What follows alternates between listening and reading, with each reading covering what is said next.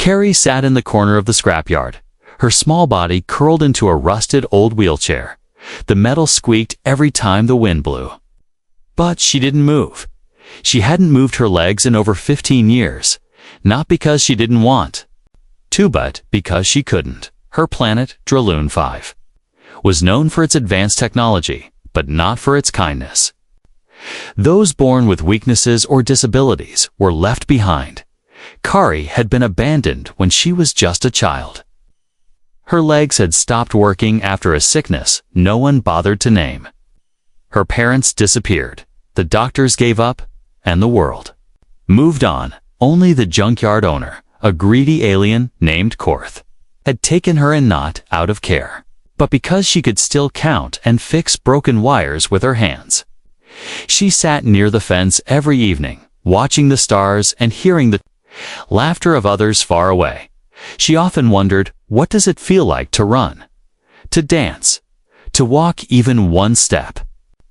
But the answer never came.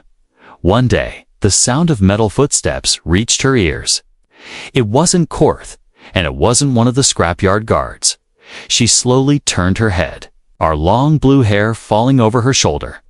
A tall figure stood at the entrance, different from anyone she had seen before. He had soft skin, no scales, and strange eyes that blinked too often. A human, he looked around, confused. Holding a small scanner and a large metal backpack, Korth ran up to him, yelling. In his usual angry tone, "You want parts, human? Pay first, then look." The human didn't argue, just nodded and dropped a few credits into Korth's hand. Then he walked deeper into the junkyard, searching through old wires, machines, and broken metal arms. Kari watched quietly from her corner, hiding behind a pile of circuit boards. She had seen traders before, but this one moved differently. He didn't rush, didn't kick things in anger. Instead, he lifted a small broken drone and studied it with care, like it was a puzzle, not trash. Hours passed. The sun began to set. The human finally walked toward her part of the yard, probably to leave, but he stopped, frozen, when he saw her. Kari quickly turned her head, trying to hide her face. "Hey," the human said softly, "are you okay?" No one had asked her that in years. She didn't answer, just stared at her dead legs. "I'm Daniel," he added, kneeling down in front of her wheelchair. Still, Kari didn't speak, but her eyes met his. He wasn't staring at her broken legs or the rusted chair. He was just looking at her like she was more than a broken thing. "What's your name?" he asked Kari. She whispered, surprised her voice even worked. Daniel smiled gently. "Nice to meet you, Kari." He stood up and looked at the chair, running a finger along the rusted metal. "This is ancient tech," he said. "No one helped you upgrade it." Kari laughed bitterly. "Why would they?" Daniel didn't laugh. Instead, he knelt again and pulled out a small device. Scanning her legs carefully, Kari flinched. "What are you doing?" "I just want to understand," he said. "I might be able to help." "No one can," she replied coldly. "I've been like this since I was 7. He looked at her again. "Serious now, Kari. Back on Earth, we don't throw people away," he said. "You deserve a chance." Then he paused and added, "Can I come back tomorrow?" She didn't know why, but she nodded. He smiled again, then turned and left without saying another word. That night, Kari didn't sleep. Her mind kept replaying his words. "You deserve a chance." No one had said that to her. Not her parents. Not the doctors. Not Korth. And yet, a complete stranger human said it like he meant it. The next day, Daniel returned, carrying tools, wires, and strange shiny parts she didn't recognize. Kari watched as he sat beside her without asking permission and began unscrewing parts of her chair. He didn't talk much, just worked with focus, wiping sweat from his forehead every few minutes. Finally, she asked, "Why are you doing this?" He looked up and said quietly, "Because I lost someone who never got the chance to walk again. Then he looked at her with a sad smile. I couldn't save her, but maybe I can help you. Kari felt something in her chest crack open her. Small piece of hope, she thought, had died long ago. She looked at the stars again that evening, but this time she didn't feel so far away from them. Maybe, just maybe, she was going to walk beneath those stars one day, and maybe it would be with him beside her. The sun rose slowly over the scrapyard, its orange light bouncing off the mountains of rusted metal and forgotten machines. But Kari wasn't watching the sky this time. She was watching the gate, waiting, hoping, and then she saw him, Daniel. The human came walking through the yard with a toolbox slung over one shoulder and a metal case in his other hand. He gave a small wave as soon as he saw her. Kari didn't wave back, but her lips curled slightly, almost like a smile. Daniel sat beside her again without asking. He pulled out wires, scanners, and something that looked like a small silver spider. With blinking lights, Kari tilted her head. Curious, what's that thing? A diagnostic bot, he said, placing it gently on her leg. It scans muscles, bones, and nerves. The tiny spider bot crawled softly over her legs. Blinking and buzzing, Kari watched, wide-eyed, half amazed and half afraid. Still no. Feeling, she whispered, still dead? Daniel didn't respond right away. Instead, he studied the results on his datapad, tapping the screen thoughtfully. Your nervous system's not completely gone, he said finally. It's just blocked, not destroyed, she blinked. What does that mean? It means we might have a chance, he said with a soft smile.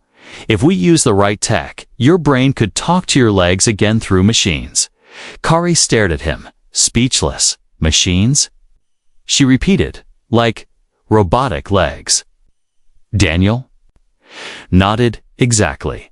He reached into his metal case and pulled out a long, sleek piece of silver metals, shiny and shaped like a leg. It wasn't heavy-looking like most old tech. It looked fast, strong, and beautiful. Kari's breath caught. You built that. I designed it for someone else, Daniel said quietly, but she didn't make it. Kari looked at him then, really looked. There was pain in his eyes, hidden behind his kind smile. She didn't ask questions, but something inside her shifted. He wasn't just a kind man, he was a man carrying a story. Daniel took her hand carefully, like he was holding something fragile. I don't want pity, she said quickly, pulling her hand back. I'm not giving pity, he replied. I'm offering a new beginning. Kari fell silent. The junkyard around them was loud metal crashing. Machines buzzing, but their little corner felt like a different world. A quiet place where hope could grow again. That day, Daniel worked on her chair, replacing old wheels, fixing the rusted joints, and installing a small energy core. Even though it was still a wheelchair, felt faster, smoother, lighter. Kari couldn't stop smiling. Next step is testing the BrainLink module, Daniel explained as he connected a small circular chip behind her ear. Kari flinched at first, but it didn't hurt. Just a soft click, then silence. Try thinking about moving your right toe, he said gently. Kari closed her eyes. She hadn't thought about her toes in years. They had become something forgotten, like dreams in a locked room. But now, she focused with everything inside her. Seconds passed, then the diagnostic bot beeped. Signal detected, Daniel whispered. Stunned, you did it, Kari. Kari opened her eyes, shocked. I didn't feel anything. You wanted first, he said. But your brain just sent a signal for. The first time in 15 years, tears welled up in her eyes, but she wiped them quickly. She didn't want to cry in front of him, but Daniel saw it and said softly, It's okay, Kari. It's okay to feel again that night. When?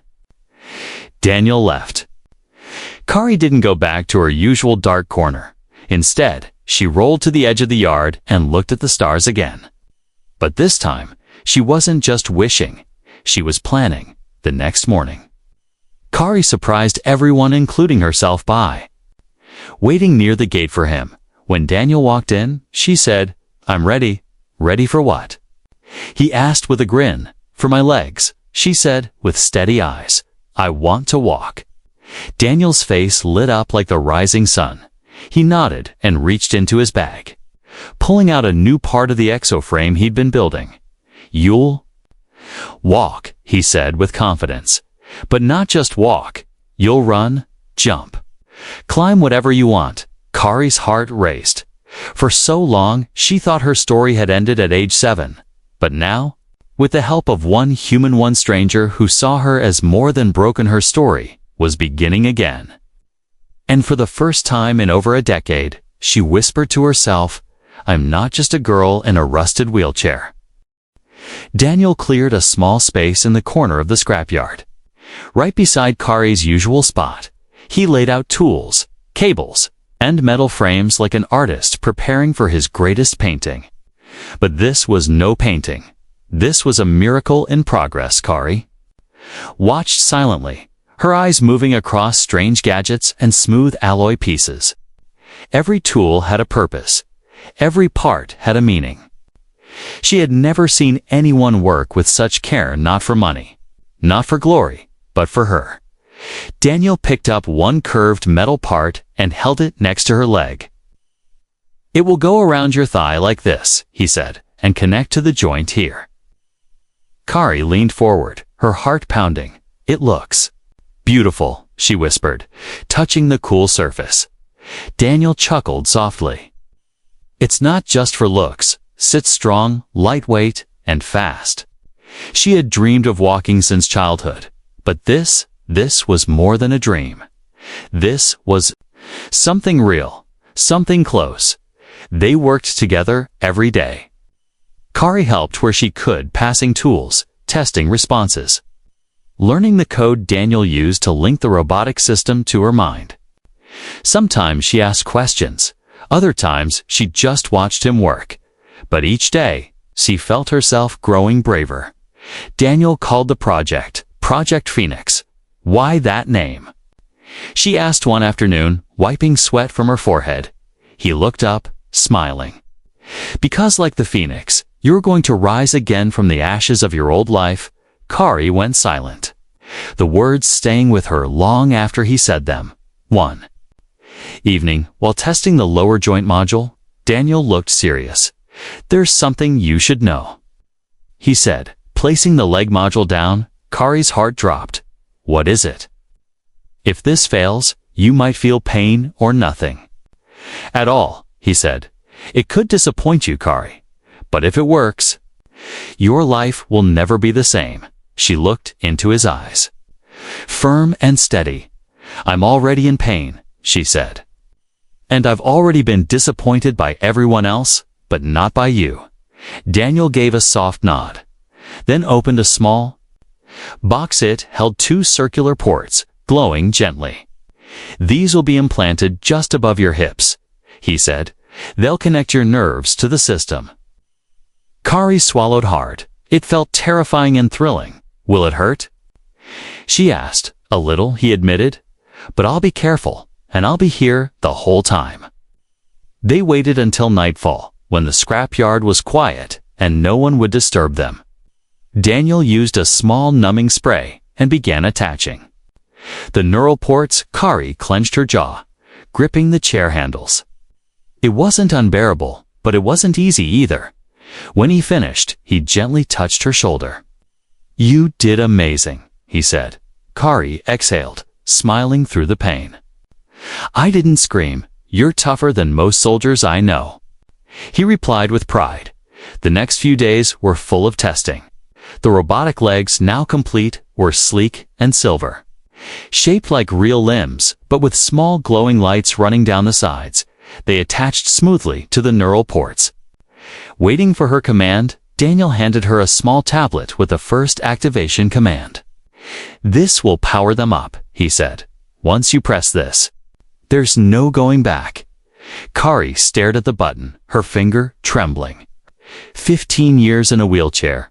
15 years of silence, stillness, and sorrow. Now one button stood between her and the world she'd only dreamed of. "Ready?" he asked softly. Kari didn't answer. She just closed her eyes and pressed the button. A small sound like a heartbeat, made of metal, echoed through her body. The legs lit up with soft light. Locking into place with a click, she gasped. Her new legs felt alive. She moved her right foot slightly, and the robotic leg moved with her. Not perfectly, but enough to bring tears to her eyes. I can move," she whispered. Daniel smiled wide, eyes bright. "You did it." "Kari," he said, his voice thick with emotion. She tried again this time. Her left foot responded, then slowly, shaking. She reached for the arm of a nearby bench. "I'm going to stand," she said, almost to herself. Daniel stepped back. Letting her try, Kari pulled. The robotic legs humming quietly. Her body trembled, sweat rolled down her face. Her arms shook, and then she rose, unsteady, bent, breathing hard but standing. Her feet touched the ground for the first time in 15 years. The night wind blew across her face. She laughed, a soft and broken sound, then stronger, fuller. Daniel watched in silence. Heart full. She wasn't just standing, she was reborn. Kari stood in silence. Her body trembled. Her chest rose and fell with quick breaths. And yet, her legs, those new metal limbs attached to her hips, held her up.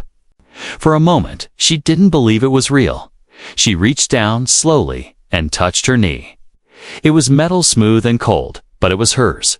Her voice came out as a whisper. "I'm standing." Daniel stood nearby, his hands ready to catch her if she fell. But he didn't step forward. He knew this moment wasn't his. It belonged only to her. Kari took a deep breath, closed her eyes, and thought about walking. The command traveled from her brain to the small ports near her hips. A slight hum ran through her legs, then movement. Her right leg lifted, just an inch off the ground. Her balance shook, arms waving, then settled. Daniel smiled gently. "That's it, Kari." Just one more. Her left leg moved, clumsy but firm, then the right again. She took 3 steps, then fell forward right into Daniel's arms. He caught her with ease, laughing softly. Kari buried her face into his chest, laughing to her. Voice full of joy and disbelief. "I walked," she said again. This time louder. "I actually walked." "You didn't just walk," Daniel said, helping her sit on a nearby crate. "You conquered something no one thought possible." They spent the rest of the evening training, small steps first, then standing without support, then turning. Her legs weren't perfect, but they were learning, and so was she. But not everyone was happy. Hidden in the shadows of the scrapyard, someone watched. Court, the junkyard owner, gritted his sharp teeth in anger. Kari had always been his quiet little worker, cheap, silent, forgotten. But now she was walking. Now she had value, and value meant profit. The next morning, Kari woke up before Daniel arrived. She was already out of her chair, practicing slow movements. Her balance was better, her steps more confident.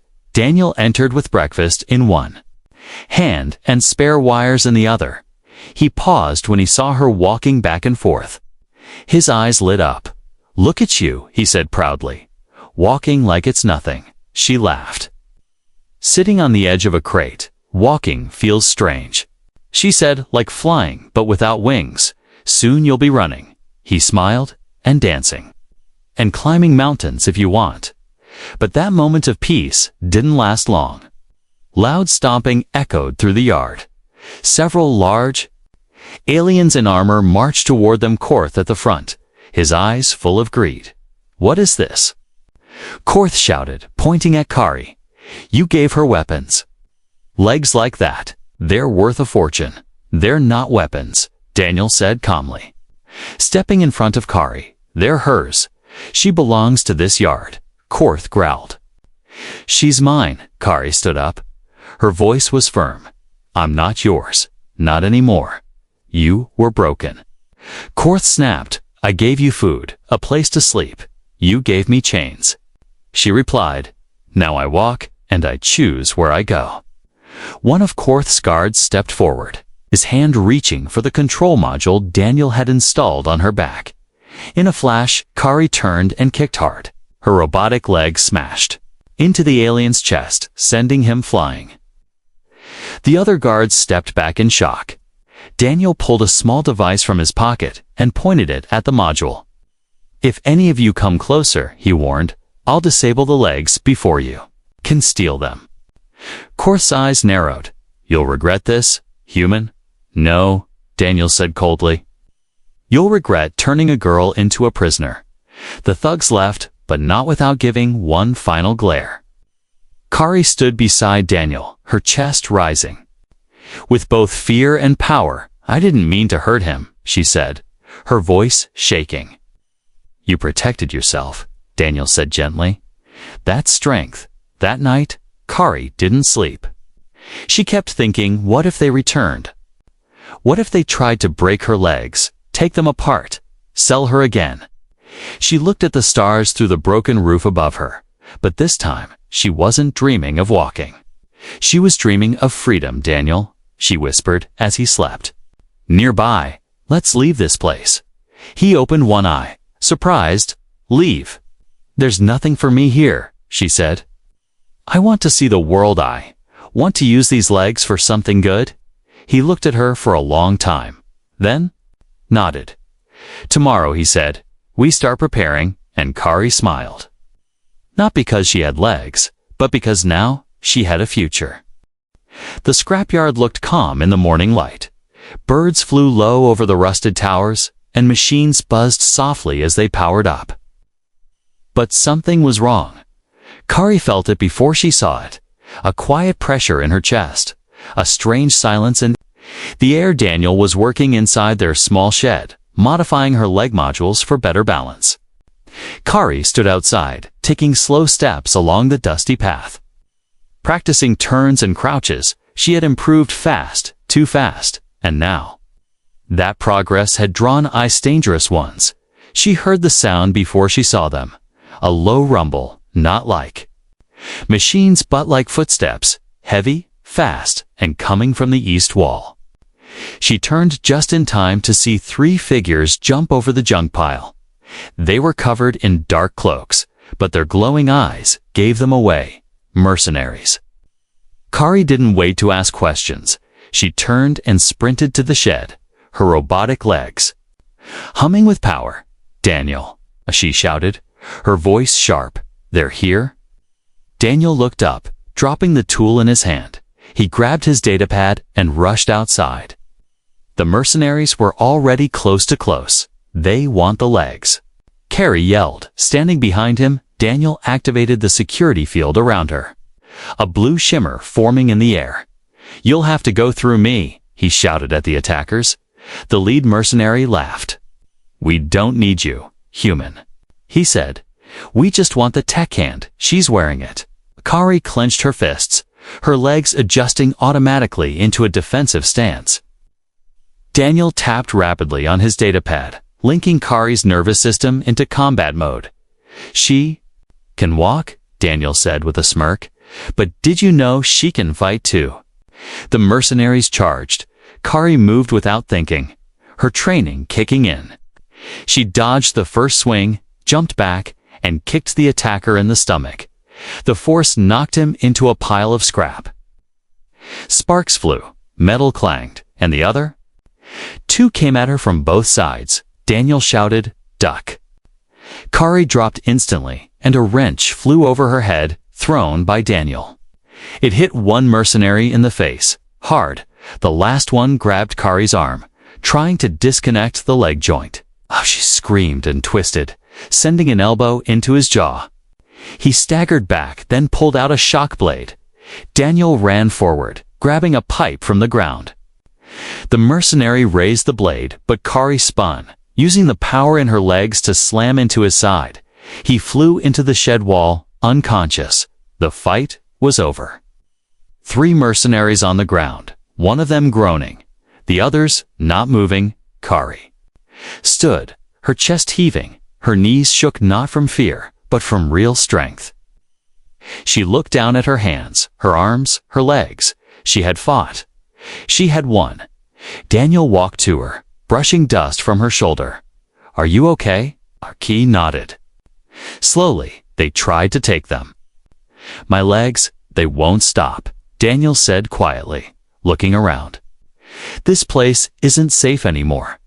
Kari looked out over the yard. The scrapyard that had been her prison for most of her life now. It was just a graveyard of memories. "Then we leave," she said firmly. "Tonight."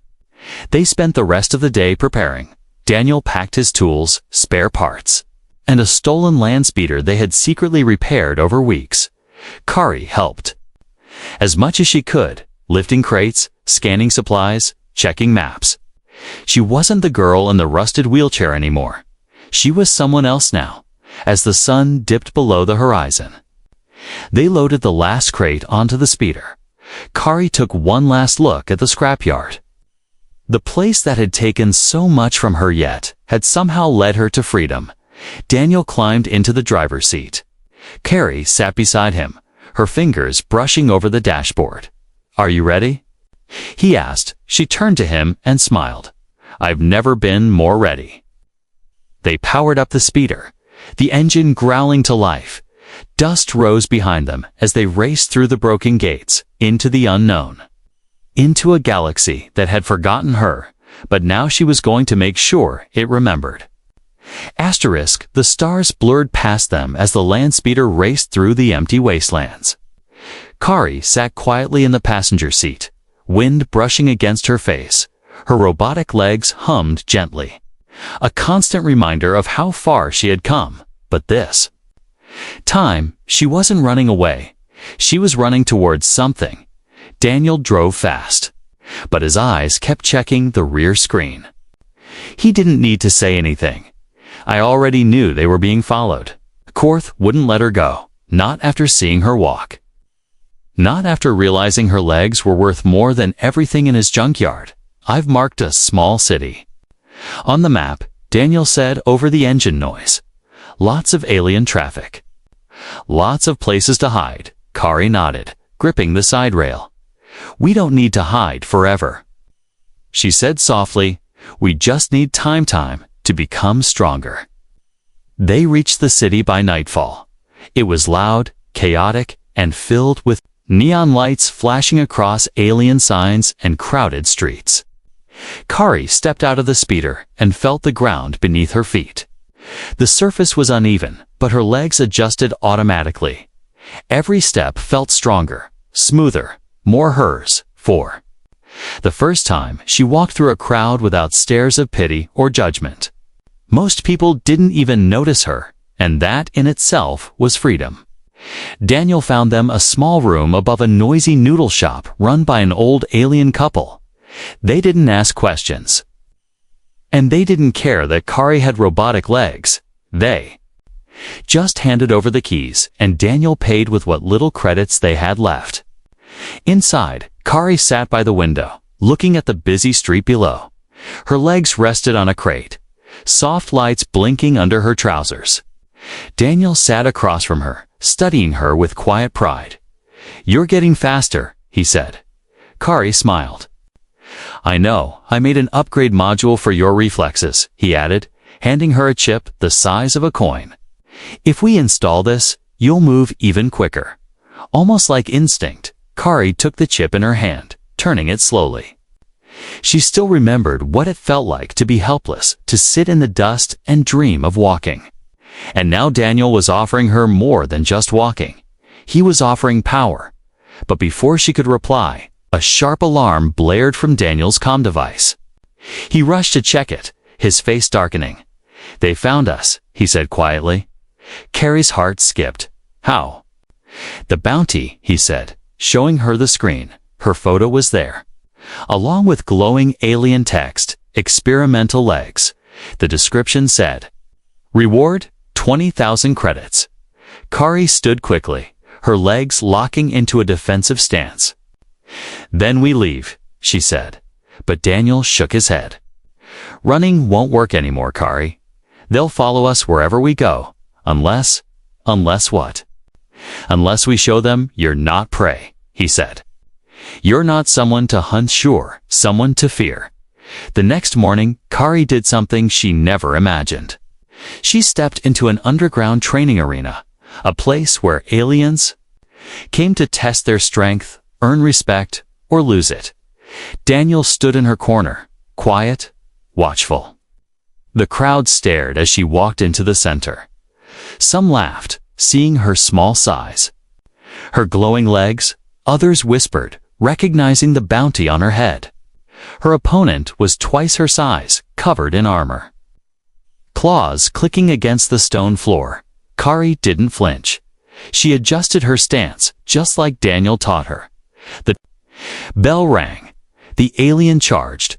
Kari didn't move until the last second. She dodged smoothly, her legs reacting faster than thought. A quick twist, a leap, then a strike. Her metal foot slammed into the alien's side, sending him flying across. The ring, the crowd gasped.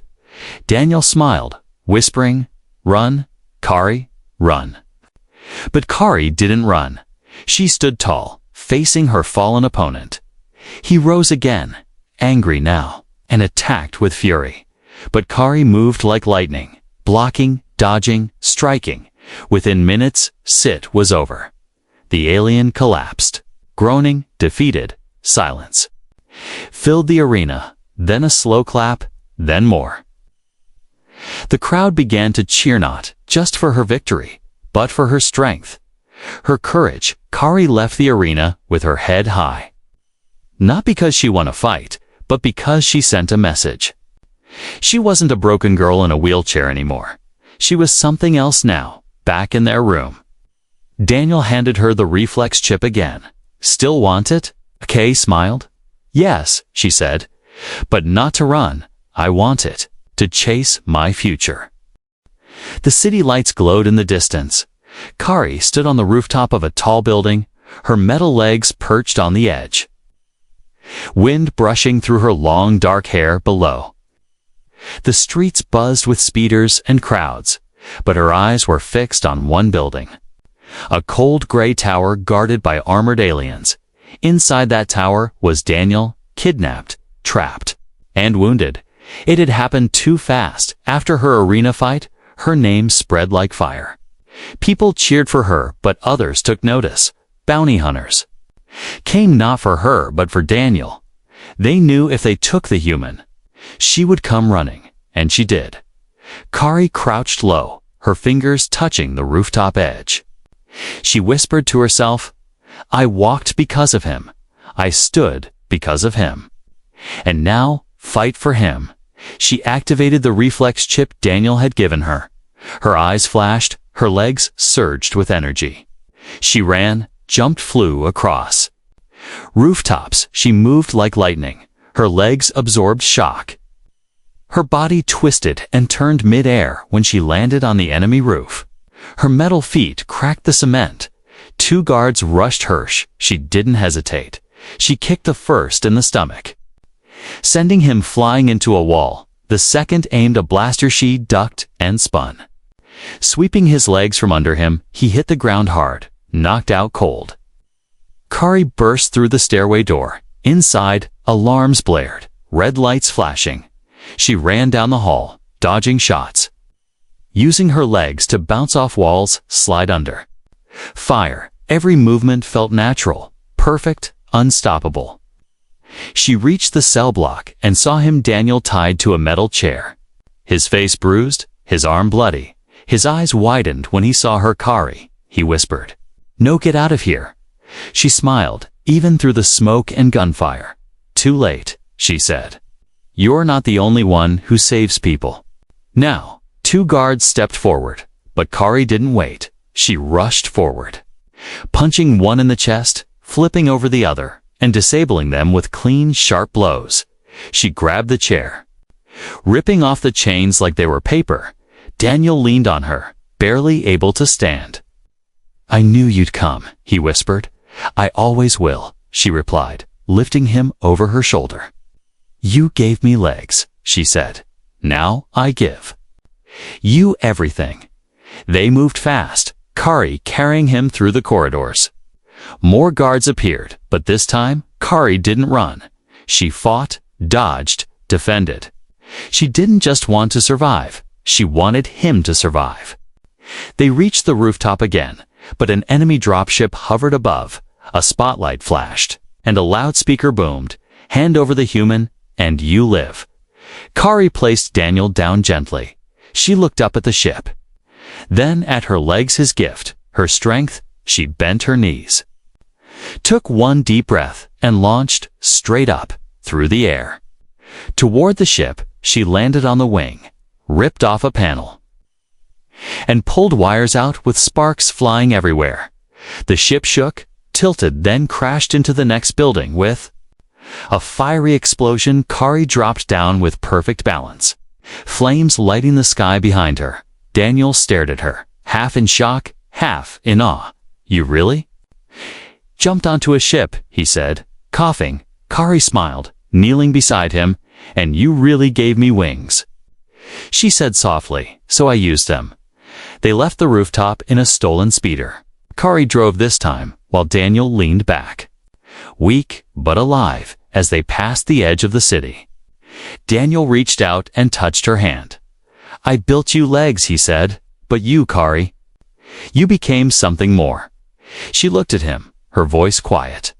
"You believed in me when no one else did, even when I didn't believe in myself." They rode in silence for a moment, then Kari asked, "So what now?" Daniel chuckled softly. "Now we live," and they did. They traveled from world to world. Kari helped others like her, those forgotten, broken, left behind. Daniel built legs, arms, and machines for those in need, and together they built something greater than tech.